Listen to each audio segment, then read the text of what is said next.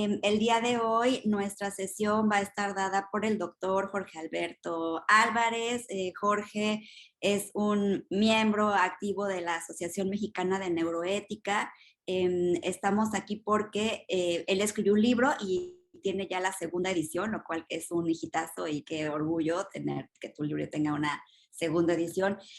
Yo podría considerar que es de las primeras personas en México que se ocupa, porque pues muchos podemos estar preocupados, pero que se ocupa por la neuroética y por hacer esta difusión en nuestro país y bueno, evidentemente en otros países de habla hispana, ya que tu libro está en español.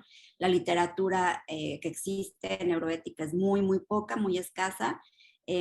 Normalmente, siendo un área tan nueva, pues pareciera que si no hablamos inglés no podemos aprender neuroética y creo que Jorge ayuda muchísimo con su libro a romper este esquema, ya que pues los que publicamos, no publicamos tanto en español, la verdad es que publicamos la mayoría en inglés, entonces bueno, es un honor tenerte aquí, Jorge, y ahora sí que el foro es tuyo. Bienvenido a la asociación.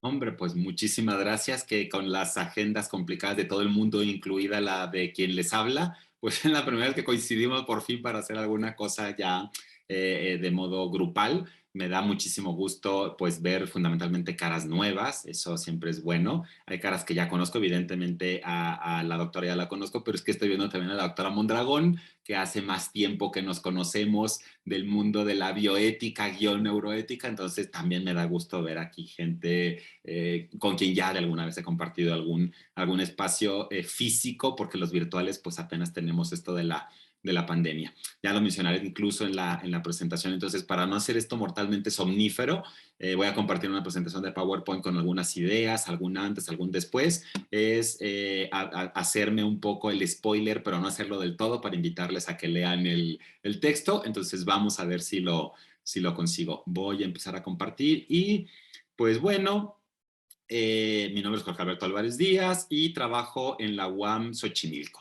Pertenezco a la División de Ciencias Biológicas y de la Salud y al Departamento de Atención a la Salud. El libro del que les voy a hablar es este. Tiene como título Neuroética y el subtítulo es Relaciones entre mente barra cerebro y moral barra ética, por una serie de cosas que ya les presentaré en los capítulos.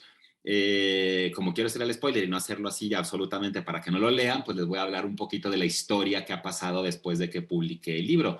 El libro sale en septiembre, octubre, ya cuando lo entregó la impresión de 2019. Y rápidamente, yo creo que por lo reciente del tema y por efectivamente, como decía la doctora Herrera Ferrá, la poca literatura que tenemos, pues ha despertado interés. Entonces, muy rápidamente, en el quinto aniversario de Vinca, que quienes están relacionados con la Universidad de Anáhuac seguramente conocen este grupo, el grupo de bioética y neuroética clínica, pues cumplieron su quinto aniversario, me invitaron y pues ahí di yo unas pequeñas palabras y ahí lo subrayé y hablé un poquito del libro. Entonces, no fue una presentación formal, pero pues ya sabían que estaba por ahí el libro. La primera presentación que tuvimos fue en la Feria Internacional del Libro de Guadalajara, el 5 de diciembre de 2019.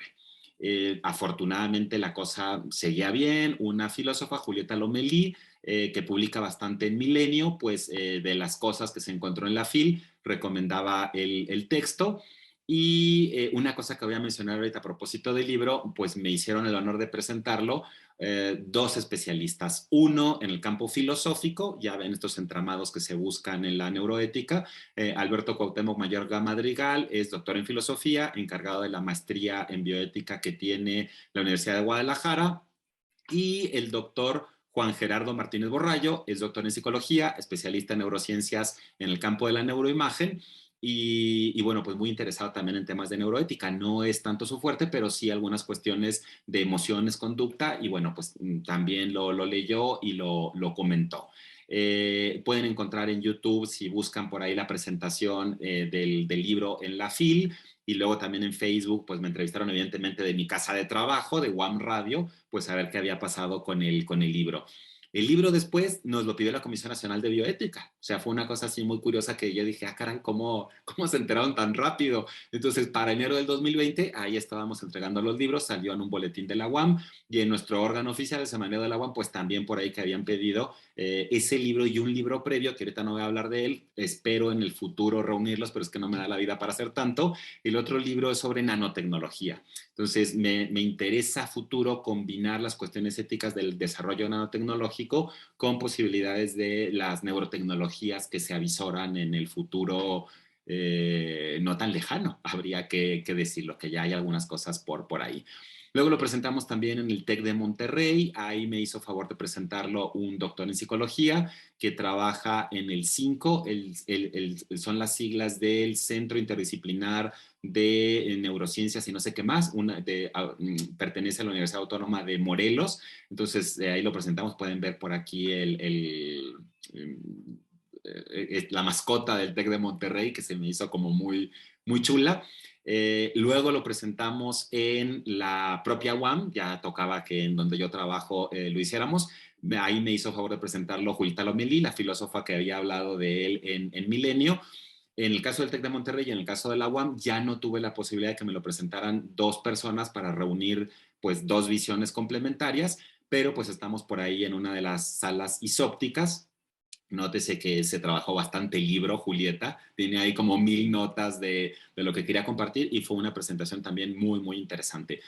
La última presentación que hicimos presencial fue en el marco de este diplomado en Zacatecas y ahí me hizo favor de presentarlo el comisionado estatal de bioética de Zacatecas, que es un hombre que tiene dedicado a cuestiones por edad, a cuestiones de ética primero y de bioética después. Él empezó a dedicarse a la ética antes de que la bioética apareciera acá en el mundo, la bioética poteriana, no la de Jarre, que es mayor, pero no tanto. Entonces, pues también yo muy honrado del recibimiento por allá. Y luego, pues la imagen es un vídeo, está en silencio. Nos llegó marzo del año pasado y pues saben ustedes, lo hemos vivido y padecido en todo el mundo. Nos tuvimos que recluir en nuestras casas por un bicho que nos empezó a atacar por todos los lados, que nadie se imaginaba que iba a ser de esta manera y con esta temporalidad, que en medio de todo esto que fue dejar las calles un tanto vacías y dejar también muy lejana la presencialidad, desde mi perspectiva ha habido en medio de lo malo alguna cosa buena. Creo que algunas de las cosas positivas han sido, pues por un lado, el aprovechamiento de estas nuevas tecnologías como las plataformas en las que nos estamos reuniendo en este momento. Yo creo que eso ha sido positivo y eso ha generado también estos espacios de encuentro gracias a los cuales pues, podemos hablar del libro, porque de modo presencial creo que seguiría siendo complicado. La relación que yo he tenido de correo electrónico, por ejemplo, con la Universidad de Anáhuac ha sido muy buena, muy positiva, pero estamos de lado a lado de la ciudad, entonces para que yo salga de Xochimilco y que llegue a Universidad de Anáhuac Norte, donde tienen tanta cuestión de bioética de estos intereses, pues me lleva un día en ir y venir, entonces en ir es a hacer algo y regresar, que además yo vivo también al sur de la Ciudad de México. Entonces, en medio de todo el horror, pues alguna cosa buena me parece que nos ha dejado todo esto. Ahora sí, para entrar en materia de libro, estos son los antecedentes, pues para llegar a la pandemia ya que había ocurrido, les voy a presentar la imagen de lo que es el índice y algunos comentarios breves de lo que contiene cada una de las secciones. Pues le pongo una dedicatoria y desde aquí por eso mi interés en que las presentaciones pues me colaboraran especialistas de diferentes campos. Tiene un prólogo que me lo escribió pues un neurocientífico, él es médico, es especialista en neurofisiología clínica con maestría, doctorado, investigador del Instituto Nacional de Rehabilitación y pues da una presentación al libro y tengo también un prólogo de un filósofo que trabaja en la UNAM y bueno, él habla desde la perspectiva ética filosófica pues lo que podría representar el libro y la aportación. Y luego ya en la presentación, pues yo digo más o menos de qué va la cosa con el libro.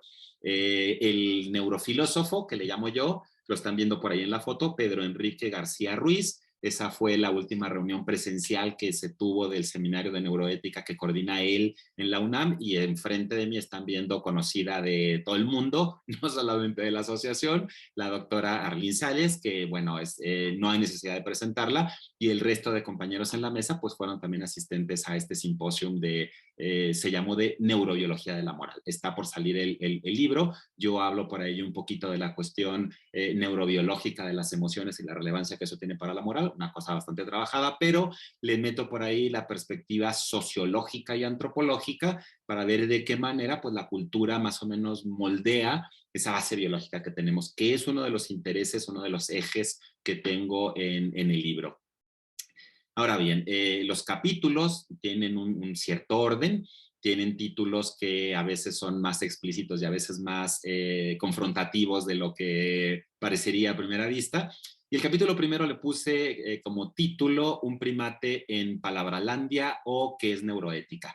Cada capítulo tiene una cita en la que yo metafóricamente trato de representar algo respecto de lo que se va a tratar ese capítulo, y tiene una cierta relación, no es solamente porque me haya gustado la cita. Esta es de 100 años de soledad, me voy a permitir leerla para ver por qué la puse en el capítulo primero. Dice, como pueden ver aquí en la imagen, muchos años después, frente al pelotón de fusilamiento, el coronel Aureliano Buendía había de recordar aquella tarde remota en que su padre lo llevó a conocer el hielo. Macondo era entonces una aldea de 20 casas de barro y caña brava construidas a la orilla de un río, de aguas diáfanas que se precipitaban por un lecho de piedras pulidas, blancas y enormes como huevos prehistóricos. El mundo era tan reciente que muchas cosas carecían de nombre, y para mencionarlas había que señalarlas con el dedo. ¿Qué quiero dar a entender como preámbulo de esto? Pues que en este primer capítulo, la neuroética no es algo que podamos señalar con el dedo, ni las emociones, ni el amor, ni los problemas propiamente neuroéticos. Entonces necesitamos de un aparato teórico importante para poder construir nuestro objeto de estudio, en este caso la disciplina de la neuroética, y un aparato teórico para poder manejar ese objeto de estudio. No es algo que esté dado como la caña brava y el barro de que nos habla Gabriel García Márquez. Entonces, un poquito inspirado en mis orígenes bioéticos con Diego Gracia, que es no solamente bioeticista, quienes le conozcan sabrán que es historiador de la medicina, y entonces la perspectiva que tiene él para abordar todo problema bioético es la perspectiva histórica. Él dice, y yo le sigo, y soy un convencido de esto también, que para poder comprender a una disciplina, a un determinado problema, necesitamos un abordaje histórico, porque hablar de neuroética no es lo mismo hablarla en la década del 90 que ahora.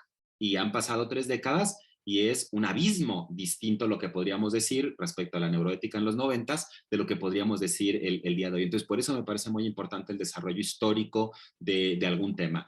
Entonces, ¿de qué va el capítulo primero? Pues cómo se ha construido esta palabra que aparece primero sin un contenido muy bien definido y luego cómo empieza a constituirse de alguna manera la disciplina. Entonces hago esa distinción porque cuando empieza a hablarse, cuando en el famoso artículo de Cranford, por ejemplo, en que menciona a los neuroeticistas, pues él ni menciona la palabra neuroética ni dice que es la neuroética. Entonces hay una serie de supuestos noventeros, le llamaría yo, que son los que van sentando de alguna manera la base para que ya en este nuevo siglo, en este nuevo milenio, podamos hablar de un cierto desarrollo disciplinar, pues con la famosísima reunión de la Fundación Dana en el 2002. Entonces, más o menos pongo esto. Desde luego me voy hasta los orígenes más viejos del cerebro y qué significa etimológicamente, y cómo lo veían los antiguos, los casos que todo el mundo conoce como el de Gage. Entonces todo esto está por aquí bastante acotado, bastante resumido para poner, me parece a mí, los hitos principales. Y en el epílogo menciono a un investigador mexicano que me parece muy interesante, que tiene un libro que poco conocido, francamente desconocido, que utiliza la palabra neuroética un lustro antes de la reunión de la Fundación DAN. Es un libro del 96, en donde dice que hay una psicobioética y hay una neuroética.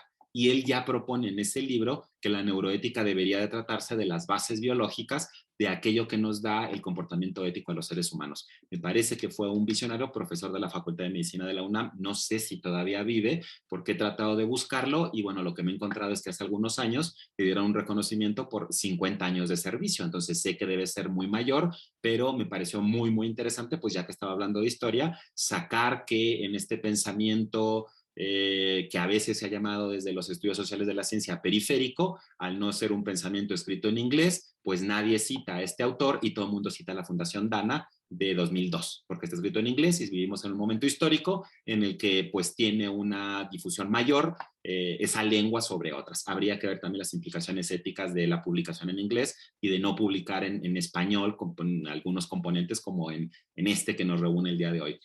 Hay algunos cuadros a lo largo del libro, como algunos hitos en el desarrollo de la neuroética que pongo por acá, alguna manera de abordar la historia de la investigación clínica, esa propuesta de Diego Gracia, mi propia propuesta de cómo históricamente podríamos dividir la construcción de este saber neuroético, como le llamo en el libro. Yo planteo 3 periodos históricos, uno teórico especulativo, cuando no había posibilidades de abordar con tecnociencia el estudio del sistema nervioso, un periodo empírico clínico, las observaciones que se tuvieron de pacientes, fundamentalmente ya del mundo moderno hasta antes del desarrollo tecnocientífico contemporáneo, y un periodo científico paraclínico en el cual ya tenemos herramientas pues, para poder acercarnos al funcionamiento del sistema nervioso, no solamente del cerebro, que como saben, pues el sistema nervioso abarca más allá de ello. Y esto es una reunión entre la propuesta de Diego Gracia de la historia de la ética de la investigación clínica y la historia que propongo yo y que está descrita por aquí en este primer capítulo. En el segundo capítulo le pongo por título La darwinitis en evolución, sociobiología y neuroética. Evidentemente hay términos que no, si abrimos la RAE, que hay mucha gente que es muy amiga de la RAE y yo tengo mis limitaciones también para relacionarme con la RAE, pues el término darwinitis no existe, pero lo que hago en este texto, un poco mucho, es una crítica al evolucionismo darwiniano como única fuente para el desarrollo sociobiológico y eso como fuente para poder desarrollar la neuroética. Hay una serie de supuestos implícitos en cierto desarrollo neuroético de fundamentalmente el segundo lustro de la primera década de este siglo, es decir, 2005 en adelante. Precisamente me parece a mí por la fuerza que ha tenido el evolucionismo darwiniano, que yo no le quiero restar peso porque esto ya tuve con algunas de las presentaciones previas que les mencioné, ya tuve algunas discusiones teóricas en este sentido.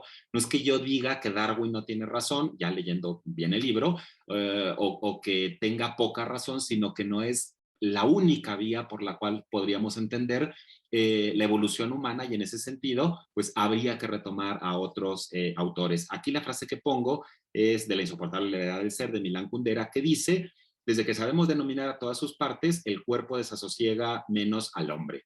Ahora también sabemos que el alma no es más que la actividad de la materia gris del cerebro.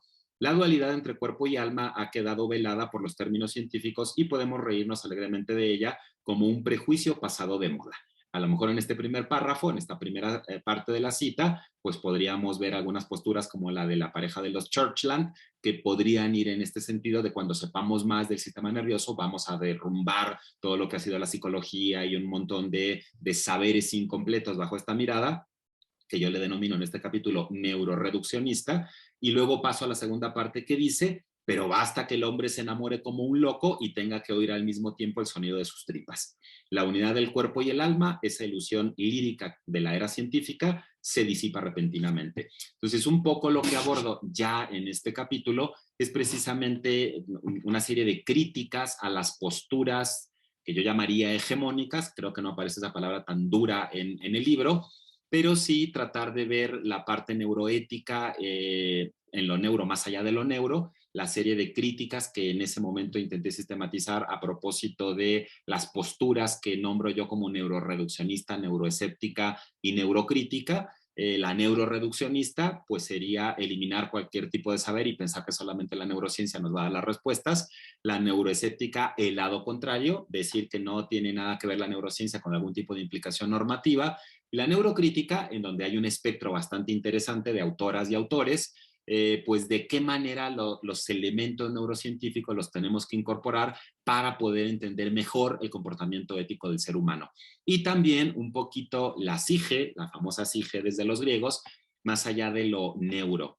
Y parte de la crítica que hablo yo aquí con el neuroreduccionismo, yo hablo de modas en el libro y yo digo que hay una cierta moda de lo neuro, cuando hablamos de un campo serio como las neurociencias o la neuroética dentro de ello, me parece que estamos en un terreno todavía especializado, científico, serio, sistemático, pero hay libros que yo menciono alguno en el texto de neurogastronomía, neurooratoria, neuro casi lo que quieran, y desde mi perspectiva, algunos de estos textos, sobre todo cuando les lee uno, hay uno de neurogastronomía muy malo, pero hay uno muy bueno que sí trata de ver más allá de lo que es el encéfalo, pues el sistema nervioso a nivel de tubo digestivo y de qué manera somos parte también de este sistema nervioso en la constitución de las emociones, de la vivencia corporal. Entonces, hay textos que hay que analizarlos. No quiero decir que solamente el nombre nos diga si es neurocharlatanería o no, pero me parece que en algunos casos el libro de neurooratoria, si tienen oportunidad de verlo, pues no lo lean, porque la verdad es una pérdida de tiempo y me parece que es un abuso del prefijo de lo neuro en algunos campos, que me parece que es más cuestión de marketing para vender algún producto que de una aproximación seria, sistemática al campo. Y dentro de eso hago una pequeña crítica en esta parte de la SIGE, más allá de lo neuro, a una cuestión que ha sido históricamente complicada de la relación entre las neurociencias y el psicoanálisis. Si vemos el desarrollo del psicoanálisis, que fue muy importante a finales a finales del 19 se constituye el pensamiento freudiano, y pues si pensamos en los estudios sobre la histeria de 1905, pues es en la primera mitad del siglo XX, conforme va ganando terreno y luego lo va perdiendo en picada, diría yo. Pero es muy interesante, me parece, que ya en este siglo hay posturas de algunos investigadores que dicen que se puede hablar de un neuropsicoanálisis. Y yo menciono a algunos de estos autores por aquí, a Mark Solms, y a partir de estos presupuestos, pues qué implicaciones podría tener para la neuroética, si es que las tiene. Menciono cuestiones que seguramente también ya conocerán, los trabajos de este par de investigadores, de Jonathan Haidt y de David Green. Por acá la propuesta, de las primeras propuestas que salen respecto de las bases biológicas del comportamiento ético, el llamado encéfalo moral, como yo traduzco aquí, moral brain, de Haidt y Green. Las primeras formulaciones de los circuitos como la base moral de ese comportamiento que tenemos los seres humanos, y algunos autores que para mí son la base de esos pensamientos neuroreduccionista, como podrían ser estos autores neurocrítico, perdón, neuroreduccionista, neuroescéptico y neurocrítico, con muchísimas más posibilidades. No quiero reducirlo solamente a esto, entonces son ejemplos. Y este hombre es Solms, que en este libro en particular, Estudios Clínicos en Neuropsicoanálisis, pues hace esta propuesta incluso de que el aparato psíquico tiene base biológica. Entonces el yo, el ello y el superyo los pone en el encéfalo, cosa que es bastante rompedora para los neurocientíficos y para los psicoanalistas. Entonces, por eso me llamó la atención. El capítulo 3, también como pregunta, para no ser tan confrontativo en todos los títulos, se llama Neuroimágenes o Neuroimaginaciones. Y pongo una frase de una canción de un grupo que me gusta, que es Fangoria. No sé si todo el mundo reconozca este grupo, pero es una cantante que desde que yo era joven me gustó. Alaska, la de Alaska y Dinarama, pues ahora el grupo se llama Fangoria. Y tiene una canción que se llama Mi Mundo en Desaparición, que dice esta frase que a mí me atrapó: la novedad trata de arrebatar su palidez a la antigüedad. Yo digo, no tan explícitamente en el libro, pero sí en otros espacios que he publicado, en ciencia hay modas. Si ve uno la microscopía electrónica, pues todos los libros de biología celular de los 50 hay microscopía electrónica. El premio Nobel de Christian de Duve cuando descubre los peroxisomas es por la microscopía electrónica. Llega la inmunofluorescencia, todo es inmunofluorescencia. Llegan las técnicas de neuroimagen y todo empieza a ser neuroimagen. Neuroimagen estructural primero y neuroimagen funcional después. Entonces, me parece que hay que ir acorde al avance científico, desde luego.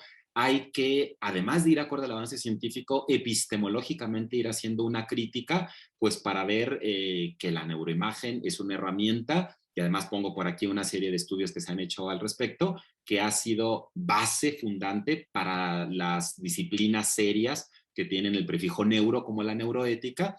Y en ese sentido, pues tenemos que ver qué nos dice una neuroimagen o qué nos puede llegar a decir y qué no nos dice. Entonces, hago aquí una pequeña crítica al estatus epistemológico de la neuroimagen, con limitaciones técnicas y científicas de lo que puede ser la producción de la neuroimagen, y alguna serie de críticas más desde el punto de vista filosófico. Y luego, en la segunda parte, también aparejado con el desarrollo de la neuroimagen, por contraste, hablo de la transdisciplinariedad. Y pongo como ejemplo la neuroteología, y lo difícil que puede llegar a ser el estudio del sistema nervioso con algo tan humano como la ética o algo tan humano como la experiencia religiosa. Una cosa es, para mí, lo que se puede decir de la experiencia como tal, y otra, analizar las bases biológicas de esa experiencia. Y no es, desde mi perspectiva, completamente reductible una experiencia a la otra. Me pregunto yo al final si no se está medicalizando la experiencia religiosa y si no corremos de alguna manera el riesgo de medicalizar la experiencia ética por la vía de las neurociencias, un cierto manejo de las neurociencias. Como saben, esto es un abanico, entonces no se puede reducir a un solo autor o a una sola postura.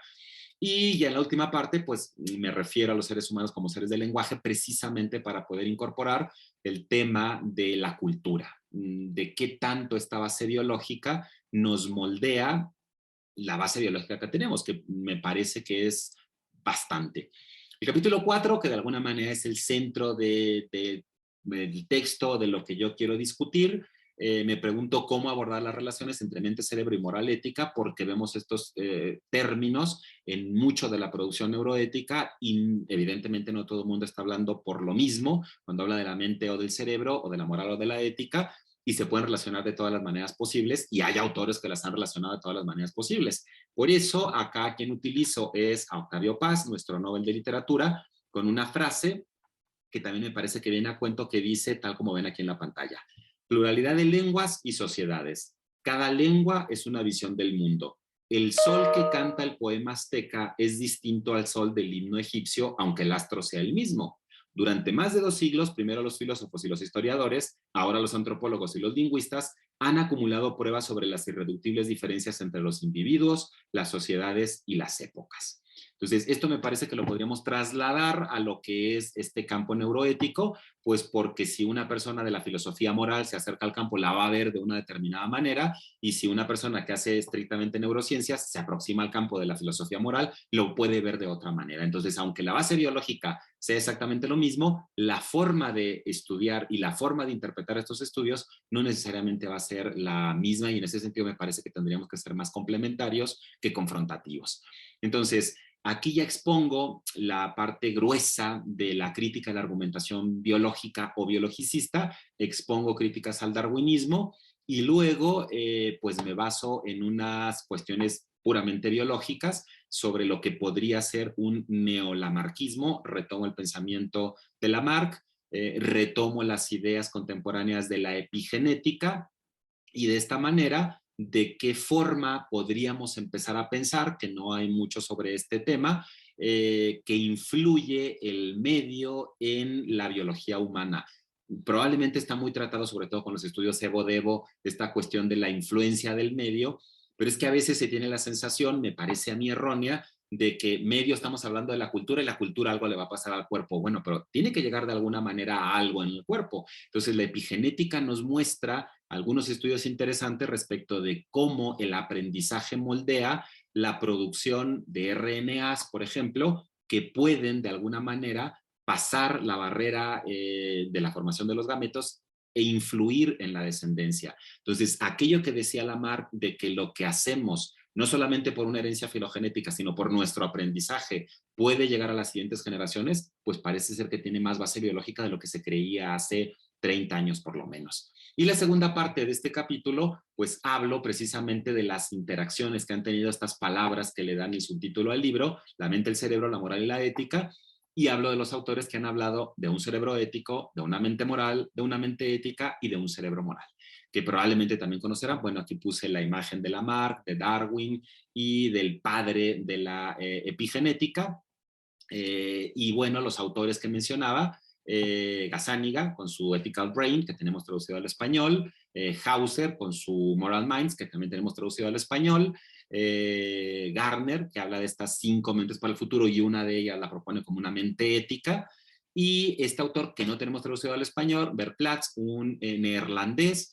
La primera es su tesis de doctorado, que la publicó como un libro, en donde habla de las vicisitudes históricas de encontrar desde el siglo XIX una base moral como asiento, una base biológica, perdón, como asiento de la moralidad, Ha sido una cosa que ha estado presente pues probablemente desde los primeros grandes empiricistas británicos, y luego pues una colección de ensayos sobre eso que él denomina el encéfalo moral, no ético. Entonces yo aquí pongo dentro de las tablas del libro esta manera de relacionar mente y cerebro con moral y ética, y voy exponiendo en cada autor que están entendiendo más o menos por cerebro, que están entendiendo por mente, que están entendiendo por moral, que están entendiendo por ética, y no están entendiendo lo mismo como se pueden imaginar ustedes. Y el último de los capítulos, antes de cerrar con algunas otras cuestiones y pues empezar el diálogo y no marearles con tanta cosa, es de alguna manera un posicionamiento, le llamo yo, y una cierta propuesta, entre comillas, que es más abierta que una cuestión cerrada o definida o definitoria. Y aquí tengo una frase de Jean-Paul Sartre en El existencialismo es un humanismo, que dice, si por otra parte Dios no existe, no encontramos frente a nosotros valores u órdenes que legitimen nuestra conducta. Así, no tenemos ni detrás ni delante de nosotros en el dominio luminoso de los valores, justificaciones o excusas. Estamos solos, sin excusas. Es lo que expresaré diciendo que el hombre está condenado a ser libre. Condenado porque no se ha creado a sí mismo, y sin embargo, por otro lado, libre porque una vez arrojado al mundo es responsable de lo que hace. Esta condena a la libertad tan propia de esta filosofía existencialista, heredera de algunas otras posiciones, de alguna manera las que inaugura pues la fenomenología de la primera mitad del siglo XX y que se consolida de alguna manera con la visión que le da Heidegger, pues tiene, me parece, esta afirmación dura en el mundo filosófico que somos libres, y que en el mundo neurocientífico se ha debatido tanto, que en el mundo neurocientífico, desde las propuestas del Libet, pues se busca de alguna manera mostrar que tal propuesta de libertad no existe. Entonces, yo presento una serie de conclusiones generales de los capítulos anteriores, este problema de la libertad y la relación con las neurociencias, y ahí en el posicionamiento, pues yo creo que la visión es complementaria y que sí se puede hablar desde la relación neurocientífica no reduccionista y filosófica no reduccionista, sino más bien transdisciplinaria, que sí podríamos hablar de libertad. Y luego esto ya me ha llovido también, ahorita me lloverán todas las críticas por las implicaciones que tiene para la ética, para el derecho, para las cuestiones predictivas de biomarcadores y todo esto. Ya ahorita, si quieren, empiezan los ladrillazos virtuales. Y yo propongo aquí en este último punto de hacia una nueva neuroética, pues temas para ir tratando que ya me dan como para una tercera edición del libro, no sé en qué momento tendría que escribir alguna cosa así, pero para allá iremos. Afortunadamente las críticas que ha tenido el libro son buenas posteriormente a esto. Si quieren ver más o menos qué han dicho algunos autores, pues en Medicina y Ética, en la revista, esta revista que tenía tanto prestigio, tenemos a un filósofo, José Enrique Gómez Álvarez, que hace una reseña del libro. Luego, en la revista Iberoamericana de Bioética, también me interesa esto porque han sido varios los lectores y varios los que han hecho algún tipo de crítica, pues un psicólogo psicoanalista que hace una recensión para esta revista de bioética, que la toma la Comisión Nacional de Bioética, y después de que nos pidió el libro y que anunció que lo tenía en el Centro de Conocimiento Bioético, pues por aquí también lo comparte. En Dianoia, una revista que conocerán quienes vienen del mundo de la filosofía, muy buena, del Instituto de Filosóficas de la UNAM, un filósofo hace una crítica, me parece que es la más filosófica de las que han publicado hasta este momento, un profesor de una universidad española, el doctor Hernández Mancilla, y en la revista de Neurología, una revista española, pues son perfiles también muy peculiares, un psiquiatra mexicano que está haciendo el doctorado en epidemiología en salud mental en Nueva Zelanda, pues hace también aquí una recensión también interesante, y claro, el filósofo se va por el lado filosófico, el médico se va por el lado de la implicación psiquiátrica, y cada uno va tomando cosas que yo mismo no había visto. Entonces, me parece muy interesante esta cuestión de las recensiones. Y si les interesó el libro, para tenerlo por ahí en su estantería, esta es la primera edición que se agotó. Esta es la edición más reciente que tiene ahora esa solapita, a diferencia de la anterior. Es una cosa curiosa que uno no piensa como autor, pero se la pedían mucho a la universidad para marcar el libro. O sea, parece que lo están agarrando como medio para estudiar, que ya es otro honor agregado, que yo no sé si esté disponible ahorita en la página web de la UAM, porque como se nos agotó una, me dijeron que quedaban pocos ejemplares de este. Espero que si se agota podamos sacar otra. Y parece que hay todavía circulando en Altexto, una librería electrónica, pues textos para enviárselos. Y esta es mi señal de despedida siempre. Son unas jacarandas preciosas que tenemos en la UAM, que espero que no se nos hayan secado en la pandemia. Siempre dedico todo lo que hago al amor de mi vida, que es mi hija, y pues les agradezco profundamente la invitación, la atención y sobre todo el diálogo fecundo que seguramente tendremos en este momento. Y pues creo que pasaríamos a ello. Así que muchísimas gracias.